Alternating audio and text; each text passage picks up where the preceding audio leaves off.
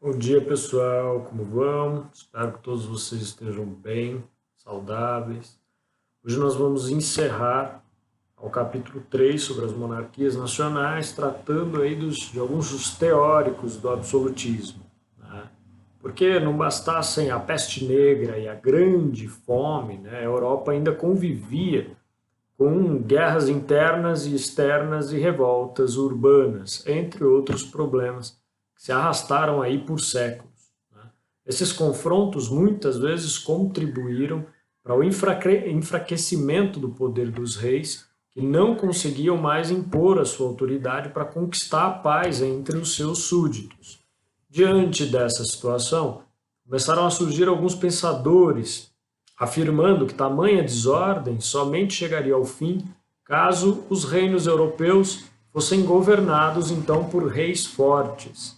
Entre esses pensadores a gente vai destacar aí Nicolau Maquiavel, Jean Bodin, Thomas Hobbes e Jacques Bousset, por exemplo, né?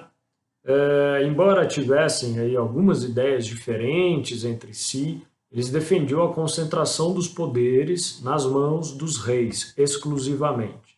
Por exemplo, Thomas Hobbes, né, um dos mais famosos teóricos do absolutismo, né, defendia a sujeição do povo a um governo forte e inquestionável para controlar a natureza humana intrinsecamente violenta, vamos dizer assim. Ao explicar, por exemplo, em seu livro O Leviatã, o estado natural do homem, sem um governo ou sociedade que pudesse limitá-lo, citou a célebre frase "O homem é o lobo do homem", originalmente um provérbio romano, significando que os seres humanos são uma ameaça uns aos outros. Bem, o tipo de governo defendido por esses pensadores ficou conhecido como absolutismo. Maquiavel é considerado o precursor, né, do pensamento teórico absolutista. O jurista francês Jean Bodin, por sua vez, deu sustentação teórica ao absolutismo num livro publicado em 1576. Nesse livro ele desenvolveu a noção de soberania, compreendida então como poder absoluto e perpétuo de um governante sobre determinada área. De acordo com Bodin, o rei concentrava em suas mãos os poderes legislativo, judiciário e executivo de seu reino. O monarca não deveria, portanto, receber ordens ou instruções de ninguém. Cabia exclusivamente a ele a tarefa de ditar e revogar leis, e nenhum súdito teria garantia judicial caso desejasse contestar atos ilegais do monarca ou de alguns de seus agentes. Para o jurista francês Jean Bodin, todo esse poder havia sido concedido aos reis por Deus.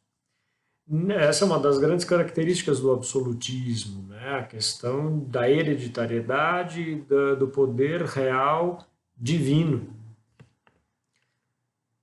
Nesse sentido, Jean Bodin chegou a afirmar: o monarca soberano só deve juramento a Deus, de quem recebe o cetro e o poder. Por sua vez, vamos falar um pouquinho sobre Jacques Bousset, outro pensador francês, também defendia a ideia de que o poder do rei vinha de Deus. Por isso, segundo ele, esse poder era ilimitado e incontestável. Bem, essas ideias que atribuem, né, o poder real à vontade de Deus são conhecidas no processo histórico como teoria do direito divino. Thomas Hobbes procurou, no entanto, explicar o poder absoluto dos reis sem se amparar em argumentos religiosos. Em sua opinião, a sociedade humana viveria uma guerra de todos contra todos caso não houvesse um poder regulador absoluto, ou seja, caso não houvesse a autoridade do Estado. Para Hobbes, as pessoas necessitavam estabelecer um contrato ou um pacto social concordando em se submeter a um poder absoluto de um governante capaz de garantir a paz e a segurança da sociedade. Esse soberano seria então um representante do povo e teria seus atos e juízos autorizados pela população. Enfim, para a gente, antes da gente entrar nas características dos governos absolutistas, para a gente melhor contextualizar as especificidades do absolutismo e pensar sua relação com as referências aí do Estado moderno, valeria a pena destacar que o absolutismo é um conceito histórico que se refere a uma forma de governo em que o poder é centralizado na figura do monarca, que o transmite hereditariamente, como eu comentei há pouco. Esse sistema ele foi específico da Europa nos séculos XVI a XVII. O surgimento do absolutismo ele se deu com a unificação dos Estados nacionais na Europa Ocidental no início da Idade Moderna e foi realizado com a centralização de territórios, criação de burocracias, ou seja, centralização de poder nas mãos dos soberanos. Essa centralização ela aconteceu, no entanto, após uma série de conflitos específicos. Durante a Idade Média, os monarcas feudais dividiam o poder com os grandes senhores de terra, mas com a formação dos Estados Nacionais, iniciou-se então um processo de diminuição do poder desses senhores.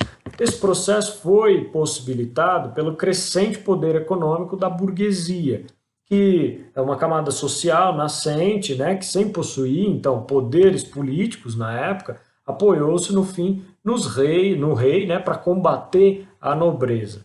O Estado centralizado ele surgiu assim interligado aos conflitos políticos entre nobreza e burguesia, característico daquele momento histórico, além das disputas políticas entre os príncipes, né, e a Igreja Católica, visto que o papado, durante a Idade Média, foi considerável força internacional. Nesse processo, é notável a ligação entre política e religião. É característico, né? Pois o absolutismo ele tendia a conceder ao rei um caráter, por assim dizer, sacralizado, né? Pouco a pouco, em diversas nações europeias, o absolutismo ele foi se consolidando. A autoridade dos reis tornou-se praticamente incontestável, podendo o soberano fazer ou revogar leis. O seu poder era quase ilimitado, sendo restringido basicamente pelas chamadas leis de Deus e pelas leis consagradas pelos costumes, as chamadas leis consuetudinárias, né? De modo geral, essas monarquias elas tinham como características concentração do poder material e espiritual em torno do rei, enfraquecimento e ou eliminação do poder local, regional ou provincial, unificação do sistema legal, ou seja, das leis, um corpo de funcionários especializados cuidando da burocracia de Estado, um choque entre o poder do monarca, que se baseava aí no princípio do direito divino, e o poder temporal, histórico da igreja, né, que era o poder internacional, um exército permanente a serviço do poder real e defendendo, né, o monarca, e a arrecadação de impostos para sustentar o exército e o aparato, né, todo o sistema administrativo que cumpria as determinações, então, do monarca, exclusivamente do monarca. Isso tudo se dá num processo histórico de crescente mercantilização da economia, monetarização das trocas, até então simbólicas, enfim.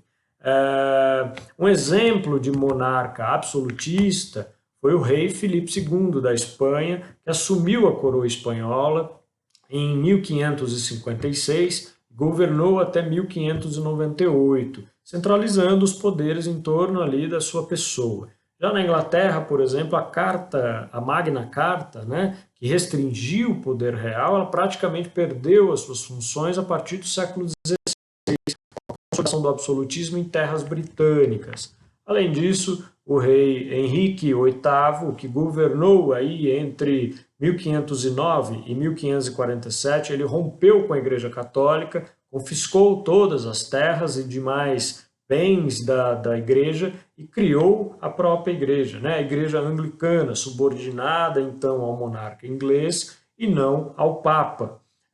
Anos mais tarde, a sua filha, a rainha Elizabeth I, que governou o país entre 1558 e 1603, chegou a criar uma rede de espionagem para controlar as ações dos seus adversários inclusive convocou o parlamento apenas em casos excepcionais. O parlamento britânico, que na figura do primeiro-ministro centraliza ali o poder de decisões governamentais, como é até hoje, mas num regime monárquico, não mais absolutista, mas um regime monárquico parlamentar, né, constitucional. As coisas mudaram ao longo do tempo com as chamadas revoluções inglesas, sobretudo com os desdobramentos da Revolução Gloriosa de posterior aí a 1688, enfim.